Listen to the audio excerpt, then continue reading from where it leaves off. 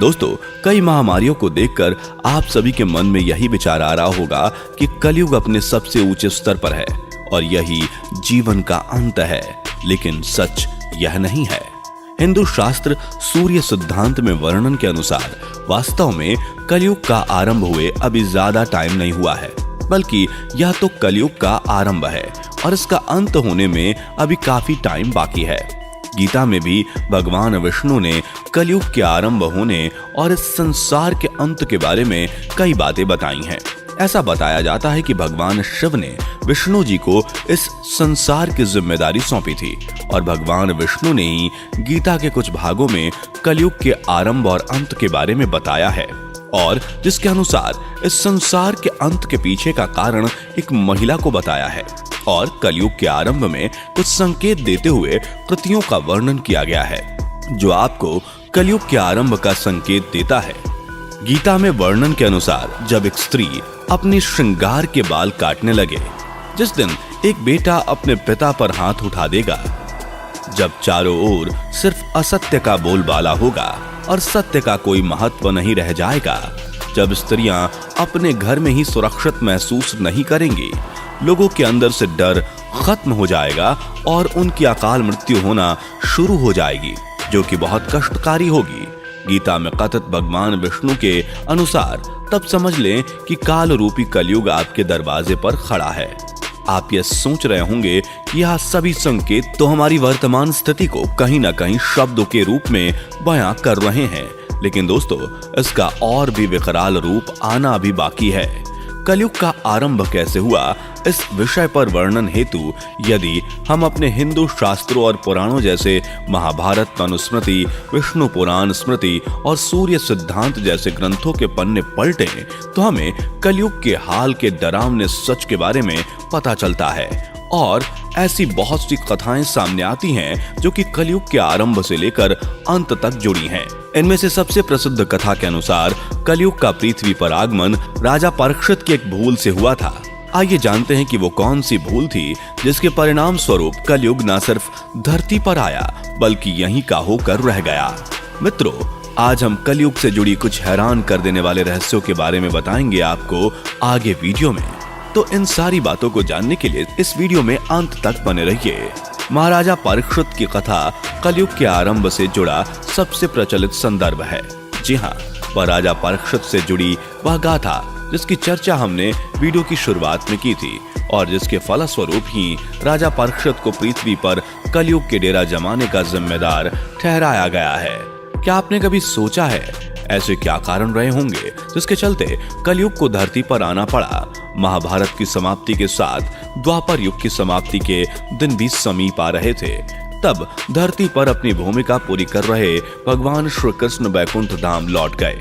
तब पांडवों का मन भी इतनी रंज और हिंसा के बाद धरती पर नहीं लग रहा था और उन्होंने सब कुछ त्याग मोक्ष की यात्रा पर जाने का निर्णय लिया और धर्मराज युधिष्ठिर ने अपना पूरा राजपाट त्याग कर अर्जुन के पुत्र अभिमन्यु और उत्तरा के पुत्र परीक्षित को सौंप दिया, जिसमें उन्होंने परीक्षित को सर्व अधिकारियों के साथ सम्राट घोषित किया।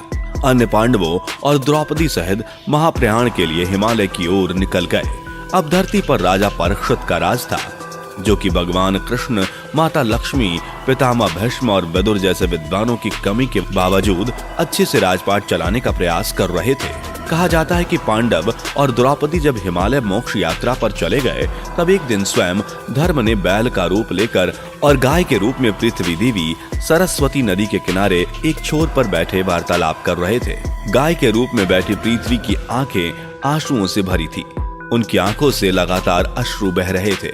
पृथ्वी को दुखी देख धर्म रूपी बैल ने उनसे उनकी परेशानी का कारण पूछा। धर्म ने कहा, देवी, कहीं तुम यह देखकर तो नहीं घबरा गई कि मेरा बस एक ही पैर है, या तुम इस बात से दुखी हो कि अब तुम्हारे ऊपर बुरी ताकतों का राज है? इस सवाल का जवाब देते हुए पृथ्वी देवी बोली, धर्म, तुम तो सब कुछ जानते हो, ऐसे में मुझसे मेरे दुखों का कारण पूछने से क्या फायदा है? हमेशा मित्रता त्याग से लेकर शास्त्र विचार ज्ञान वैराग्य ऐश्वर्य तक के कर्ता धर्ता कोमलता के स्वामी भगवान श्री कृष्ण के अपने धाम पर चले जाने की वजह से कलयुग ने मुझ पर कब्जा कर लिया है। जब श्री कृष्ण के चरण कमल मुझ पर पड़ते थे तब मैं खुद को सौभाग्यशाली मानती थी, परंतु अब ऐसा नहीं है। अब मेरा सौभाग्य समाप्त हो चुका है। धर्म और पृथ्वी आपस में बात ही कर रहे थे। इतने में असुर रूपी कलयुग वहां आ पहुंचा और धर्म और पृथ्वी के रूप में बैठे गाय और बैल को मारने लगा।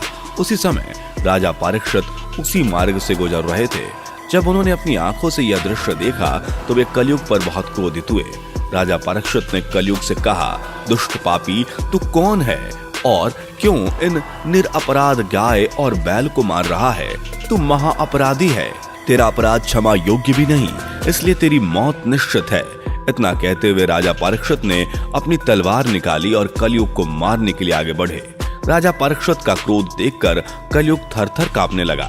भयभीत कलयुग अपनी राजकीय वेशभूषा उतारकर राजा परीक्षित के चरणों में गिर गया और क्षमा याचना करने लगा। राजा परीक्षित ने भी अपनी शरण में आए कलयुग को अपने जीवन की भीख मांगते देखकर उसे मारना उचित नहीं समझा और उसे चेतावनी देते हुए कहा कि कलयुग, तू मेरी शरण में आ गया है, इसलिए मैं तुझे जीवन दान दे रहा हूँ। किंतु अधर्म, पाप, लूट, चोरी, कपट, दरिद्रता आदि अनेकों रोग का मूल कारण केवल तू ही है। तू मेरे राज्य से अभी निकल जाओ और फिर कभी लौट कर नहीं आना।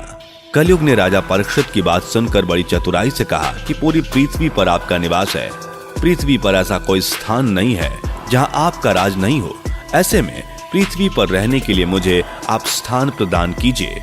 कलयुग के ये कहने पर राजा परीक्षित ने काफी सोच विचार कर असत्य, काम और क्रोध वासना का निवास जहां भी होता है, इन चारों स्थान पर तुम रह सकते हो। परंतु इस पर कलयुग बोला, हे राजा, ये चार स्थान मेरे रहने के लिए अपर्याप्त हैं। मुझे अभी और जगह की जरूरत है। कलयुग की यह बात सुनकर राजा परीक्षित ने विचार कर कलयुग को रहने के लिए स्वर्ण के रूप में 5वां स्थान प्रदान किया। कलयुग इन स्थानों के मिल जाने पर प्रत्यक्ष रूप से तो वहां से चला गया, लेकिन कुछ दूर जाने के बाद अदृश्य रूप में वापस आकर राजा परीक्षित के स्वर्ण मुकुट में निवास करने लगा और फिर इसी तरह से कलयुग का आगमन धरती पर हुआ। मार्कंडेय पुराण में वर्णन मिलता है कि कलयुग के शासक मनमाने ढंग से जनता पर राज करेंगे, मनचाहे ढंग से उनसे लगान वसूल करेंगे। शासक अपने राज्य में धर्म की जगह डर और भय का प्रचार करेंगे। बड़ी संख्या में पलायन शुरू हो जाएगा। लोग सस्ती चीजों की तलाश में अपने घरों को छोड़कर जाने के लिए मजबूर हो जाएंगे। धर्म को नजरअंदाज किया जाएगा और लालच, लूट और कपट सबके दिमाग के ऊपर हावी होगा और बिना किसी पश्चाताप के हत्यारा बनकर लोगों की हत्या भी करेंगे। संभोग ही जिंदगी की सबसे बड़ी जरूरत बन जाएगी। लोग बहुत जल्दी वचन कसमें खाएंगे और उसे तोड़ भी देंगे। लोग मदिरा और अन्य नशीली चीजों की चपेट में आ जाएंगे। गुरुओं का सम्मान करने की परंपरा भी समाप्त हो जाएगी। ब्राह्मण ज्ञानी नहीं रहेंगे। क्षत्रियों का साहस खत्म हो जाएगा और वैश्य भी व्यापार में ईमानदार नहीं रहेगा। जीवन में हो रहे हर एक बुरी स्थिति के लिए इस कलयुग को किन कारणों की वजह से मनुष्य के किए हर एक विकृति के लिए जिम्मेदार ठहराया जाता है, इसके पीछे का कारण क्या है, इसकी वजह से चाहे किसी व्यक्ति की आपसी द्वेष के कारण हत्या कर दी गई हो, किसी नाबालिग कन्या के साथ दुष्कर्म किया गया हो, अपने ही पुत्र ने माता और पिता को घर से निकाल दिया हो, धन के लोभ में पत्नी ने पति की हत्या कर दी हो, या धन प्राप्ति की लालसा में मनुष्य को अपने ही लोगों को मारने पर विवश कर दे और किसी भले इंसान की गई भलाई उस पर भारी पड़ जाए। खुशी से ज्यादा कलयुग को यह कहकर दोषी ठहराया जाता है। ऐसा ना होना तो निश्चित था। कलयुग जो है हर एक व्यक्ति विकृति के लिए जिम्मेदार है। मित्रों, आपने शास्त्रों और पुराणों में युग चक्र के बारे में सुना ही होगा, जिसमें बताया जाता है कि एक युग कितने वर्ष का होता है, जो एक चक्र के समान गतिमान है, जिसके फलस्वरूप प्रत्येक युग के समय काल समाप्त होने के पश्चात एक निश्चित समय अंतराल की कर्मानुसार दूसरे युग का प्रारंभ होना निश्चित है। साथ ही आपको यह भी बता दें कि पौराणिक मान्यता के अनुसार सतयुग लगभग 17,28,000 वर्ष, त्रेता युग 12,96,000 साल, द्वापर युग 8 लाख साल और कलयुग 4,32,000 साल का बताया गया है। काल गणना के अनुसार 4 युगों की अवधारणा में सतयुग, द्वापर युग, त्रेता युग के बाद चौथा सबसे अंतिम युग कलयुग ही है। कलयुग का अर्थ है कली की आयु या अंधकार का युग। झगड़े और पाखंड की उम्र तो होती है, कलयुग के अर्थ को आप संभवतः वर्तमान में चल रही भयावह स्थिति से जोड़ पा रहे होंगे। वैसे अगर प्राचीन पुराणों को उठाकर देखा जाए तो उसमें इस संसार के अंत को लेकर कई बातें बताई गई हैं। क्या हम सब ने कभी भी इस बात पर ध्यान दिया है कि ऐसे क्या कारण होंगे जिसके चलते कलयुग को धरती पर आना पड़ा? महान गणितज्ञ आर्यभट्ट ने अपनी पुस्तक आर्यभट्टियायम में इस बात का उल्लेख किया है कि जब वह 23 वर्ष के थे तब कलयुग का 3600 वर्ष चल रहा था। आंकड़ों के अनुसार आर्यभट्ट का जन्म 476 ईसा पूर्व में हुआ था। मध्यकाल के भारतीय ज्योतिषियों में माना जाता है कि इसे खत्म होने में 882 वर्ष बाकी हैं। श्री भगवत पुराण में भी इसका वर्णन किया गया है, जिसके अनुसार सुखदेव जी राजा परीक्षित को कलयुग के संदर्भ में चर्चा करते हुए बताते हैं, जिस समय सप्तऋषि मेघा नक्षत्र में विचरण कर रहे थे तब कलिकाल का प्रारंभ हो गया था। अगर आपको इन चारों कालों में अंतर करने में कठिनाई हो रही है तो इसका विस्तार करते हुए हम आपको बता दें। नंबर 1, सतयुग। सतयुग में मनुष्य की लंबाई 32 फीट रही। इस युग में पाप की मात्रा 0% और पुण्य की मात्रा 100% की होती है। त्रेता युग, मनुष्य की लंबाई 21 फीट अर्थात लगभग 14 बताई गई है। इस युग में पाप की मात्रा 25% और पुण्य की मात्रा 75% होती है। नंबर 3, द्वापर युग, मनुष्य की लंबाई 11 फीट बताई गई। इस युग में पाप की मात्रा 50% जबकि पुण्य की मात्रा 50% होती है। लेकिन नंबर 4, कलयुग में मनुष्य की लंबाई 5 फीट 5 इंच अर्थात 3 हाथ बताई गई। इस युग में धर्म का सिर्फ 1/4 अंश ही रह जाता है। इसमें पाप की मात्रा 75% जबकि पुण्य की मात्रा 25% होती है। दोस्तों फिलहाल इस वीडियो में इतना ही। उम्मीद करते हैं कि आपको यह वीडियो पसंद आया होगा।